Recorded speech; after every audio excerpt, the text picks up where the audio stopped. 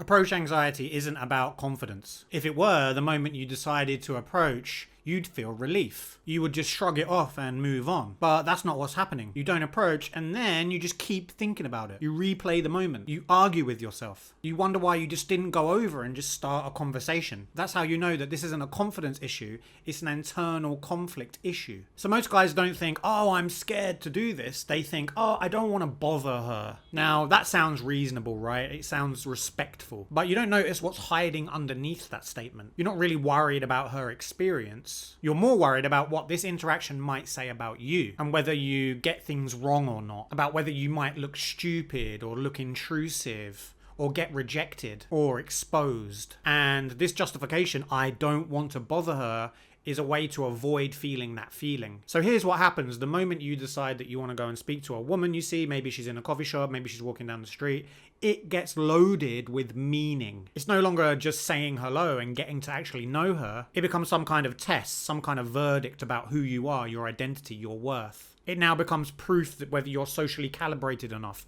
whether you're confident enough, whether you're doing it right, whether you are attractive enough, whether you are enough. And that pressure creates a different type of fear. That pressure will do something to your nervous system where it doesn't look for action, it looks for escape and avoidance and delay and hesitation. And I know this pattern really well because I used to live in central London and I would live inside this mental loop all the time. I spent hours wasting my time doing something called day game, walking around, scanning, looking, hesitating, arguing with myself. And at the time, I also worked for a dating coaching company where the goal for guys was just to take them out and get them to approach as many times as possible. It was all about volume and overcoming approach anxiety. But a lot of the time, what actually happened was the opposite. Guys would spend a lot of time thinking, is this the right moment? Is she busy? Am I bothering her? Am I confident enough yet? Am I calibrated enough yet? Do I have the right opener? Do I have the right thing to say? Shall I go direct or shall I go indirect? And then time and time again, I would see these guys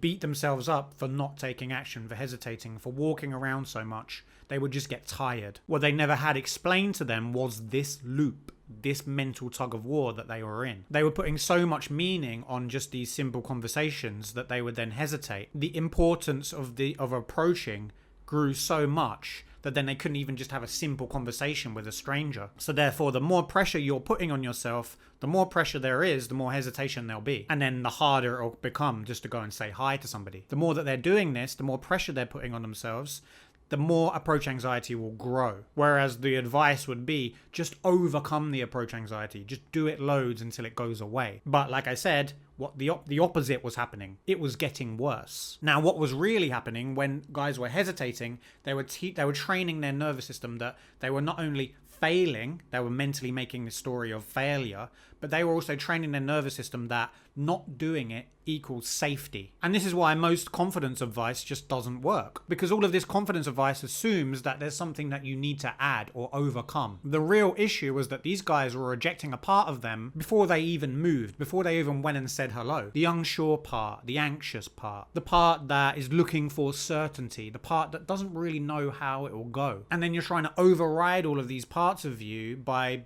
trying to become someone who's less anxious, less calm, more authentic, more confident, and trying to chase this special version of you, which doesn't exist, is what's keeping you stuck. The constant waiting to feel ready and rejecting this part of you is what's keeping you stuck. The cost of this is constant missed opportunities, constant self-evaluation and self-attacking. It is constant mental noise, constant internal tug of war, constantly fighting with yourself. It means that you can't go out and just relax. It means you're always noticing women that you should go and approach or not go and approach, and then attacking when you don't do it, or if you do it and you don't do it to a certain standard.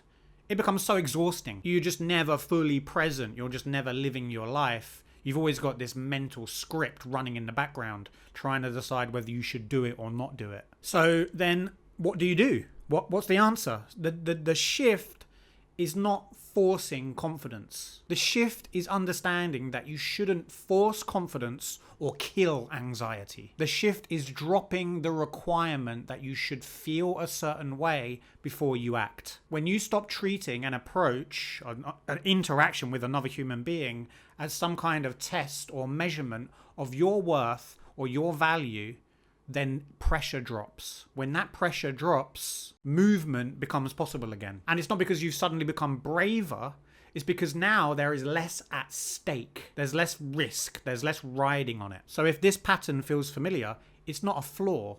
It's a system that you've learned, and systems can be unlearned. And you don't unlearn them by pushing harder, overcoming yourself, by trying to destroy these parts of you. You unlearn this system by actually understanding it in the first place. So if you want to go deeper into this, not just about approaching, but the mental mechanics that are behind it, I do a deep dive breakdown on my work outside of these videos. The link is below. No more pushing through, no more needing willpower or discipline, just understanding and removing what's in the way. So go check it out now. And if you want to learn what the most damaging belief you have about yourself, which is stopping you from going out and speaking to whoever you want, go to this video here.